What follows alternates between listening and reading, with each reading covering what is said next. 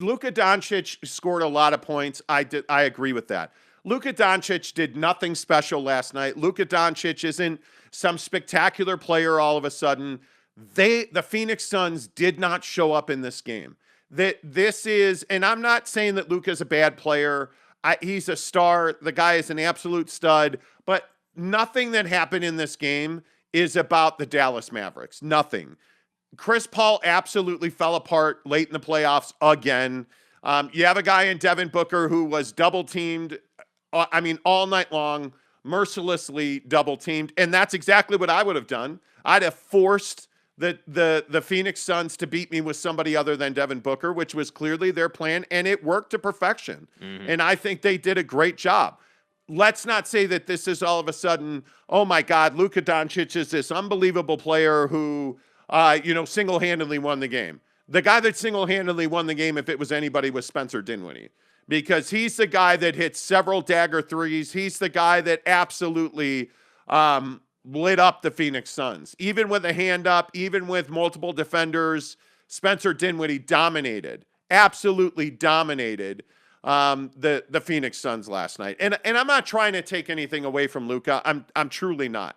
But let's not make this guy out to be some world beater. Mm-hmm. There are a few other players that I want to see get run over by the team bus after the game, because I do. I want Luka Doncic to fall and break a leg. I cannot stand him. It's internal. He's a really good player, though, right? But this is what we do in this league. We love that to hate players, and we're like, oh, Devin Booker sucks and Luka's unbelievable. What a player, my God. And it's ridiculous. It's absolutely ridiculous. Luka had a good game last night. He is an elite player in this league.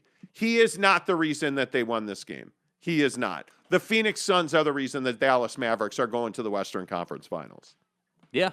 I think that I don't like Luka either, but he deserves a lot of credit for how he played last night. I mean, he came out and he was red hot from basically beginning to end. But that isn't to say that he is.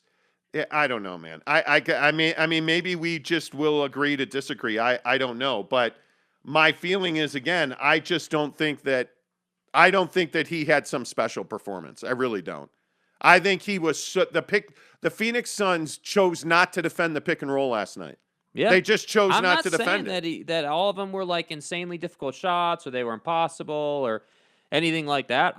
What I'm saying is that Luka had 35 points in 30 minutes. He had a great game, Yeah, Spencer Dinwiddie, his performance is ultimately what puts him over the edge, because without Spencer Dinwiddie, they're not getting out to that huge lead, and they're not basically dominating the game the way that they did. So yeah, you're right. Spencer Dinwiddie was ultimately the thing that put him over the top, but I don't know. I just think that it's unfortunate the way it all went down, because I'm not a big Luka guy either, but the fact is he had a great night. Now, if he gets bounced in the Western Conference Finals, then yeah, I guess it doesn't mean anything, but I don't know.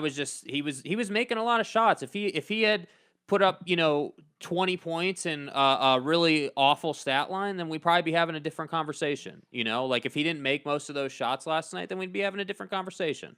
So I guess we're slightly different, but I don't like him either. It's not that I don't like him. Let's call it what it is. It's not that I have an issue with Luka Doncic. He's not my favorite player, right? Mm-hmm. But he is who he is. He is. He made shots last night. He played well. Mm-hmm. It wasn't some superhuman performance. We tend to go way over the top with things when teams like Dallas win. It wasn't some superhuman performance. It was a good performance against a god-awful Phoenix Suns team last night. And that's the bigger story here. The Phoenix Suns simply chose not to give maximum effort in a Game 7. Yeah. They did not run hard. They did not try hard on defense. They settled for, really difficult contested shots. At some point, you have to shoot three-pointers in this league to win. Yeah. They chose not to do that. Yeah. And it's just inexcusable. And again, I'm not telling you that by any stretch of the imagination that Luka Doncic does not deserve a lot of credit for what happened last night. What I'm telling you is the Jalen Brunsons and the Spencer Dinwiddies are the reason they won this game. Yeah. That's why they won. Spencer Dinwiddie had a massive performance last night. You want to talk about guys with a massive performance last night? It's Spencer Dinwiddie. Yeah. That's the guy. Well, and I think on every championship team, the role players are the ones, and obviously Dinwiddie is not just like a 10-minute-a-night guy, but I think we could all agree that Spencer Dinwiddie, I would call a pretty, pretty great role player. That his job is to come in, typically off the bench, and put up numbers. And I think that, on this show particularly, we've talked a lot about how Dinwiddie was a guy that the Jazz should have tried to pursue at the deadline, and there was a lot of frustration around the fact that the Jazz didn't do more, and he was one of those targets that we talked about. So, I can't say that I'm surprised that he went off and did what he did last night, but I have to agree that a lot of those shots were difficult shots he was hitting, man. I mean, what else do you say about it? I mean, a lot of those were like fadeaway threes and like, sidestep threes, and they just came out and played a better game. Whether we're talking Luka, Dinwiddie, See, why is this so hard to grasp? The Dallas Mavericks did nothing spectacular. There was nothing special. There was, outside of Dinwiddie's some of his crazy shots.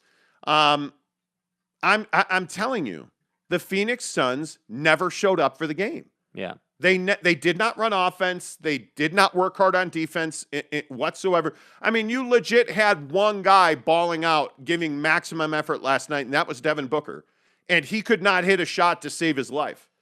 I mean, they did not show up for Game 7, plain and simple. Yeah. I mean, this was not some crazy special performance out of the Dallas Mavericks. Why is this so hard for people to acknowledge? The Mavericks are a good team. There's no doubt about that. This is 100% about the Phoenix Suns collapsing, choking, no showing, call it what you want. The Phoenix Suns are the reason that the Dallas Mavericks are going to the Western Conference Finals. And I see a bunch of you commenting on the fact that, that this makes it better for the Jazz. No, it doesn't. No, it does not. It not in no way, shape, or form does this bail the Jazz out that the team they lost to is going to the Western Conference Finals. Yeah, and that was a big narrative on Twitter last night in Jazz fandom or whatever. Like, I think a lot of people want to say that, hey, well, it makes me feel just a little bit better that, now that the Mavericks did this to the Suns, hey, maybe we weren't as bad as what it felt like. And I have to agree. I mean, I don't think that changes anything. I mean, you still lost in 6. Like you lost to this team, and there are still issues that need to be addressed. I mean, we're sitting here talking about how the Suns have a lot of changes coming to their roster, and I would tell you that there are more changes needed on the Jazz roster than the Suns roster. And so, do you know who the leading scorer for the Suns was last night? Cam Johnson had 12 points. Yeah. He was their leading scorer. This is not like, and I'm probably just being a hater. Well, call it what you want. This is not some special performance by the Dallas Mavericks. Spencer Dinwiddie is the only guy that you're like, wow, that was unbelievable. Luka Doncic is a great player. He scored 35 points. Excellent. Nice job. Congratulations. This was not a special game. This was not a special performance. I mean, you look at some of the numbers in this game for the Phoenix Suns, just in team statistics, they shot 38% in total from the floor. Mm-hmm. They shot 35% from 3. The Dallas Mavericks last night shot 48% from 3. The Dallas Mavericks did not miss a free throw. The Suns missed 6 free throws, shot 66%. The 22 assists from the Phoenix Suns, 12 turnovers. 12 turnovers. I mean, that number is shocking. Chris Paul, look at Chris Paul's turnover numbers. Yeah, I mean, it was not good. You want to talk about a terrible performance. Chris Paul last night. We could go on. It's not. The Phoenix Suns were terrible. Mm-hmm. terrible. And the Dallas Mavericks are the exact team that they've always been. That's who the Mavericks are. All right. Let's get some of your comments in here. Eric in Raleigh says, Luka is annoying AF. He's a really good player. Like, I don't have anything negative to say about Luka other than I want to see him get an anvil dropped on his head from a 20-story building.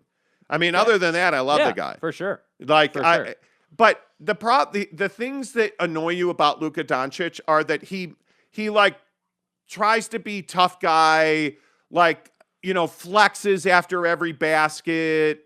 They're up 40-something points at one point, and he's complaining to the official about a call that was clearly not a foul. Mm-hmm. Like, he is Luka Doncic is difficult to like if you're not a Dallas Mavericks fan. Yeah. Very difficult to like. Rob's official says Luka scored 35, Dinwiddie scored 30, but Dinwiddie dominated the Suns. He absolutely did. There's no doubt about it. Dinwiddie hit, the threes that Dinwiddie hit were so incredibly impactful, especially in the first half. Like, when you have Mikal Bridges with a hand up and you're shooting rainbows that are nothing but net, like, those are back-breaking, soul-crushing threes from Dinwiddie. You expect it from their best players. So you're always going to allow guys like Luka, KD, in your game plan, you're going to allow for them to have big games. But you've always got somebody on that team that you're going to target.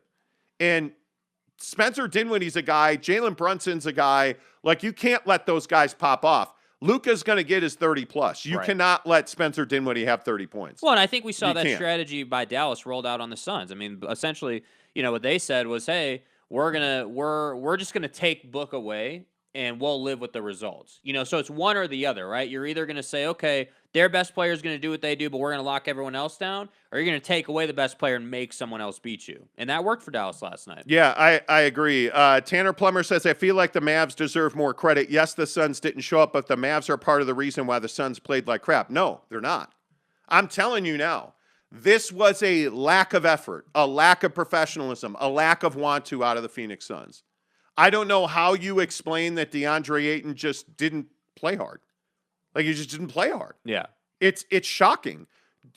He always struggles to catch the basketball. He had a ball hit him in the chest last night on a perfect pass from Chris Paul. Like, hit him in the chest. Yeah. How do you not at least get your hands on that? You look at, the other guy that is like Torrey Craig, just not running hard on defense. Yeah. Not like jogging back, not running. Look at the play from, 14, Landry Shamet last night. Chris Paul is your point guard. He's calling for the ball in the backcourt to bring the ball up. Shamet waves him off, dribbles down the court, and promptly turns the ball over. Like, just threw it right to Dorian Finney-Smith. Yeah. You're telling me that's Dallas Mavericks greatness? No, it's not. It's not. Sorry, man. This is 100% on the Phoenix Suns. The Suns scored 57 points in the first half. 27 points in the first half. They scored 10 points in the second quarter. The Phoenix Suns scored 10 points in the second quarter. You're telling me that's the Dallas Mavericks doing that? Yeah, I think the Suns just weren't prepared to handle the double on Book. There was no game plan to move the ball, and that's why I say, the Suns in the second half started rolling out double teams. But what did you see? Dallas was prepared for that. They knew how to move the ball. They knew how to get it down low. They were ready, and so that's why I say, this isn't just on the players. This is on the coaching staff too, and I think that it was surprising. I can kind of understand, okay, Dallas is playing really aggressive defense. We're moving the ball, but we're just missing the shot. Hey, we didn't make shots last night, so we lost. That's not what happened here. What happened was, hey, Dallas rolled out doubles. You didn't know how to move the ball, and that caused, because you didn't know where to go with the ball, and you didn't have a game plan for that, you ended up turning it over a ton of times. So when you take, Luka's performance combined with Dinwiddie's performance, plus the 12 turnovers, plus the fact that you couldn't make any shots, who's surprised at the results of the game? I mean, that's just how it went. I mean, double teams in this league are not new. Double teams in this league are not. And again, give the Mavericks credit for double teaming Devin Booker. I mean, that's not what would your game plan be to beat the Phoenix Suns? Yeah, I mean, I think the game plan is to try and take Devin Booker away for sure. I mean, you don't want him to get going. But So this is like some shocking next level thinking. Like this is what I'm saying. Look at the numbers. Like I again agree that Dallas played really well, but I'm not going to sit here and say like Dallas had some special performance last night. They didn't. They just didn't. And I call me a hater, call me an apologist, call me whatever you want. This is not some special performance out of the Dallas Mavericks. Sorry. Yeah. It's not. This was an embarrassment. This was an absolute travesty. Well, and I think if we're basketball. truth-telling on the Suns, like, it should have never got here. It should have never got to Game 7. I mean, that's the real truth of it that I don't feel like many people are talking about. Like, this series should have been handled in Game 5 and Game 6. You're built on a guy in Chris Paul who, and this is a very good parallel to the Utah Jazz. Yeah. The Phoenix Suns are built around Chris Paul, who cannot carry the mail for you. He's too old.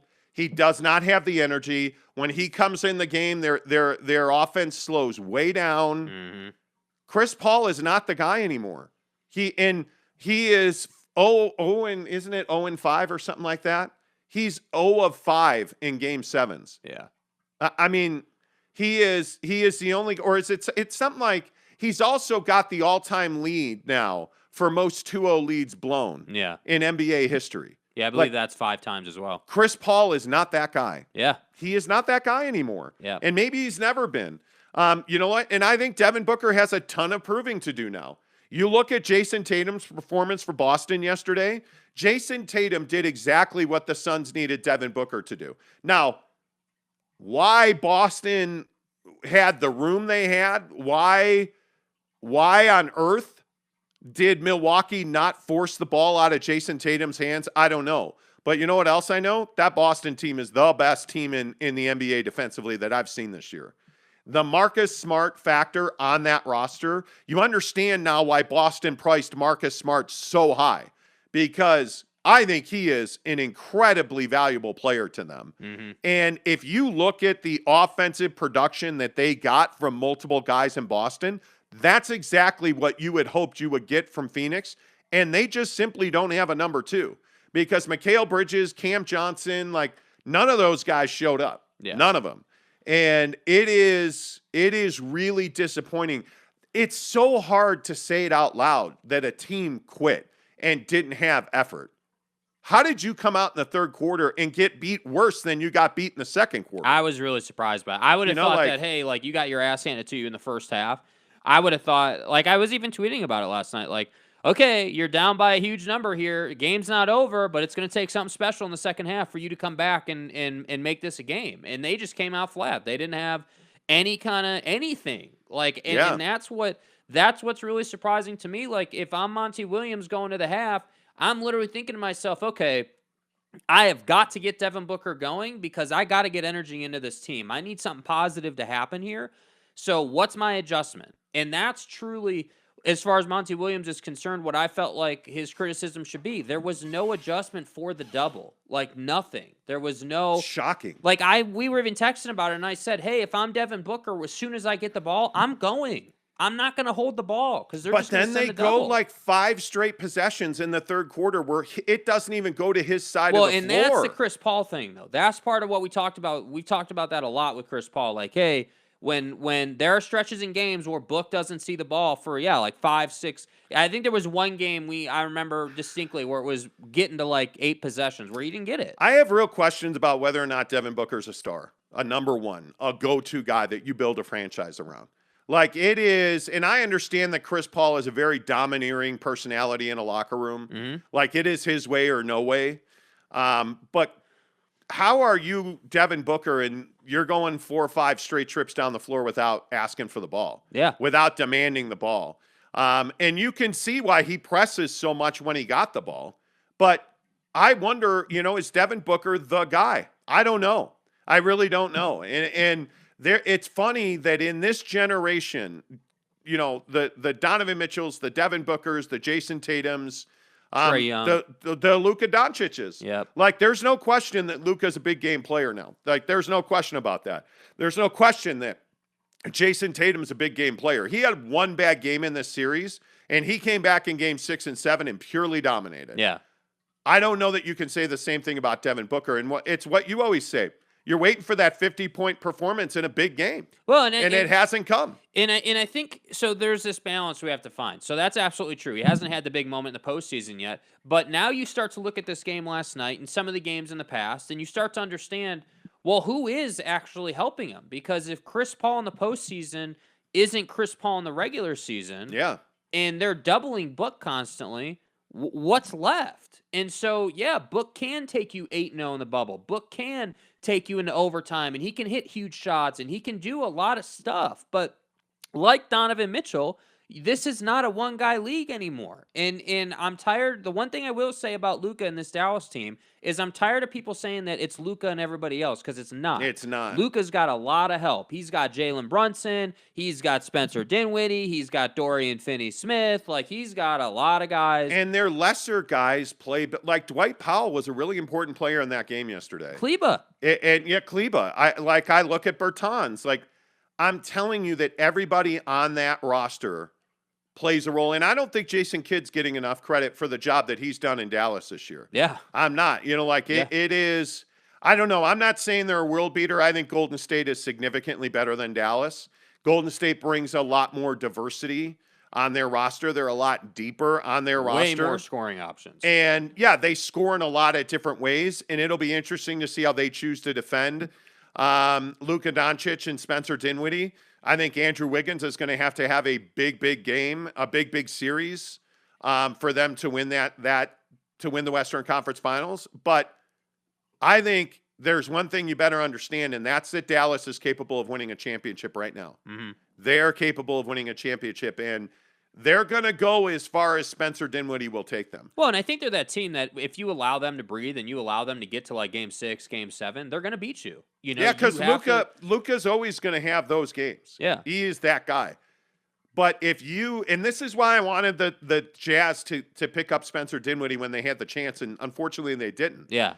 Because capable of that every single night. Spencer Dinwiddie, with Donovan Mitchell, the Jazz are still playing. And it's really frustrating to watch. Yeah. The other guys that the Jazz passed on continue to advance in the playoffs. And Spencer Dinwiddie is probably the best example of that. Yeah. I mean, there's no doubt. Let's see. Jesus Christ Destroys Atheism says Devin has the same issue that Donovan has. Yeah, they're in the same place. And I think that when you build guys and you look at Devin Booker, he has got to become more consistent. And he has got to really, his development is going to be mental, because I think one of the things you saw last night was he actually played pretty good defense. There were a couple of sequences there where he's become a much better defender, Devin Booker. Yeah. He just isn't domineering enough. He's not an alpha enough. He is a number 2 guy right now, in my opinion. And until he becomes a true number 1, because he's got all the tools now. He's got the mid-range. He's got the 3-ball. He's got the long 2. Like, he's got all that. Yep. He is a good defender. He's an above-average defender now. Like, now it's mental. It's an attitude for Devin. I think Donovan Mitchell has got to develop a mid-range game. If he adds a mid-range game, and he has got to become a more willing defender, because Donovan Mitchell does not work hard defensively. And I think a lot of it is he just doesn't have the footwork to be an above-average defender. If he fixes that, you're in a different game, because I think Donovan Mitchell mentally is a killer. Yeah. I think he loves being the dagger guy. Yeah. But he doesn't have the bag to be the dagger guy. Oh, and he doesn't have the help. I mean, because that's the thing. Well, that's true, yeah. Nobody, and that's the really, really important factor here. When the defense you're playing just keys on you, you're going to have a long night. When the defense has to worry about Jayson Tatum and Jaylen Brown and Grant Williams and Marcus Smart and all these guys, like, that makes it a lot easier. There's a lot more space to operate. And that's why I'm saying, like, as great as the Suns were, we said this about the Jazz. The 1 seed doesn't matter. The Suns looked amazing in the regular season, and then they just got beat mentally in the postseason. That's just what that was last night. So we're watching Boston highlights in the background. yeah, How many wide open threes did Jayson Tatum have yesterday? a lot. And, but Grant why? Williams Why is that, wide though? open. But why is that, though? Because really Grant important. Williams was knocking down shots and Marcus Smart shooting an air ball, getting it right back and knocking down a three. That dynamic is not present for the Man. Jazz and the Suns. It is present for Dallas. It is present so for Boston. frustrating to know that the Jazz were talking to Boston about Marcus Smart and just couldn't make it happen. Yeah. And couldn't make a Spencer Dinwiddie trade happen. Those guys are both going to compete for a conference championship now. Yeah. It's so incredibly frustrating. Yeah. Let's see, John Ariti. I think we just witnessed how Jason Kidd's expertise as a former great point guard translates well as a defensive head coach. He's a very good defensive head coach. Yeah. The one thing that they're doing better now than I think I have seen them do in recent years, their rotations defensively, he is using the athletic ability that the Mavericks have on that roster for sure. Spencer Morgan says Mavericks are unique in the sense that they've had so many good wing defenders to roll out at you once. Yes, exactly right. Jordan McDonald says Dallas versus Golden State should go 7. Mavs defense is legit. Yeah. Josh Lovern says Booker and Mitchell aren't alphas. Luka and Tatum are the future of the league. One of those, I mean, that's very true. I think Donovan Mitchell's an alpha.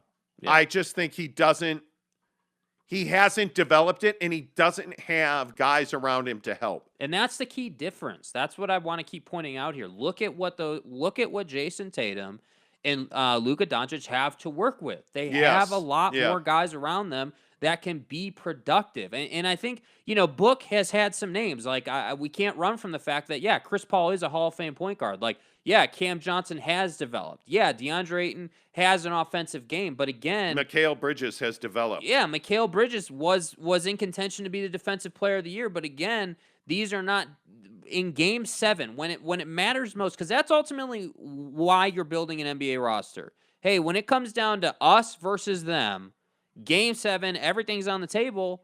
What can we do that they can't stop? And the answer for the Suns was nothing last night. And the answer for the Jazz was nothing. That's it. Meanwhile, you have to build deeper, Yeah. more capable, versatile talent pools in this league. And the other thing I think you're seeing is that this is not a big man league. This is like, look at Giannis. Yeah. Giannis is probably the prototypical player now.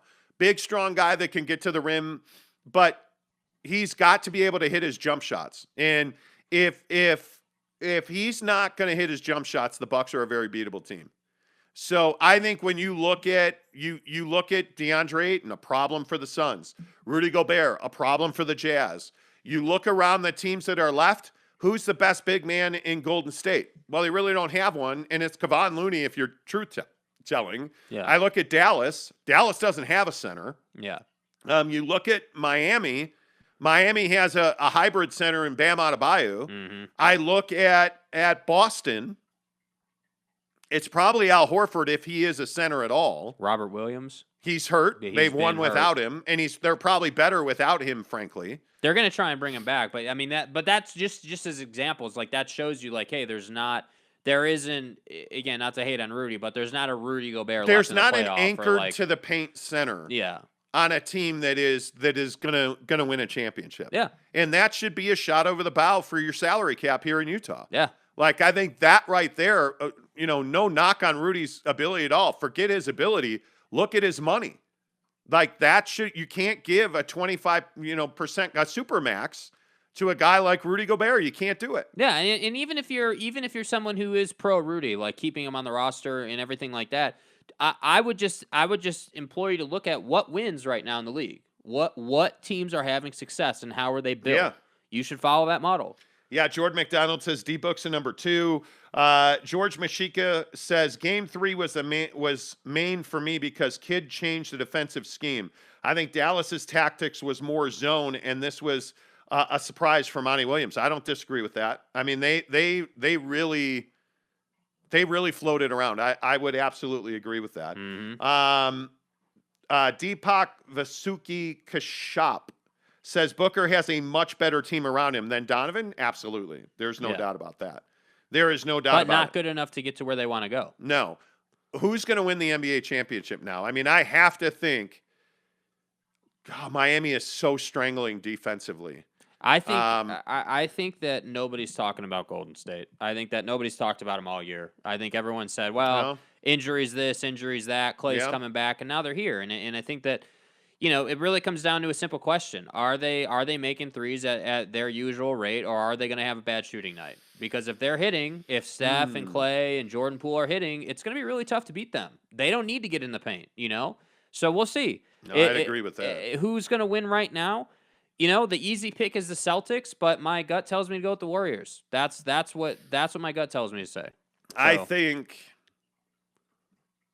that Golden State Dallas series is going to be rough. I don't know that. I think that's going to be a pick'em series. I think Boston is probably better than Miami is, but Miami's very good defensively. They're not going to make the same mistakes that Milwaukee made. I just think Milwaukee missed Chris Middleton too much. Yeah. I think Jimmy Butler's as healthy as one can be at this time of year. I want to take Miami in that series, but it's so hard to bet against the way Does Tyler Hero show up? I don't know. I think he's a really important player for them as well. And the other thing is Boston has been playing more consistently. Miami's had a long rest here. And Boston is better when they play. I think I would go Boston in 6 or 7. And I think, man, that Golden State Dallas series is such a toss-up. I mean, I want to lean the Warriors because I think that they're not reliant on the 3 to win anymore. Yeah. They can get to the cup, and I think that's going to be the difference maker. Who finishes more of their layups, which is going to turn into who makes more of their threes. Yep. And I just don't trust the 3-point shooting of the Mavericks as much as I do with Golden State. And so I would lean Golden State, Boston in the finals, and I think, man, what a series. I think that's Boston all day. I think they're so good defensively. Yeah. I think they would make Golden State's life very difficult, but we need to get through the final. This Western Conference Finals, these two matchups are phenomenal. I think Dallas is going to have to shoot the lights out to win, which makes you nervous. Yeah. Because Golden State doesn't have to shoot the lights out to win. Steph is a different player. Clay clearly is in a mindset of if I'm not making threes, or if you're taking that from me, I'll go to the basket. I think little things will win. That's why I pick Golden State. But I think these two conference finals are going to be spectacular. Well, it's the best we could ask for. And I think that's the one, if we're trying to find a silver lining this morning, that's the one silver lining. You have these two last matchups are phenomenal. I mean, yes. I would say, this time of year in sports is always rough because, obviously we can see the end of the NBA season coming and we still got time before football gets here. So it's like, all right, well, while we still have hoop, like at least they're great matchups. At least it's not like, the Magic versus the Blazers that nobody wants to watch. Yeah. These are two really, really high caliber basketball teams. And I think that you're going to get really high caliber basketball because these four teams are the best the league has to offer.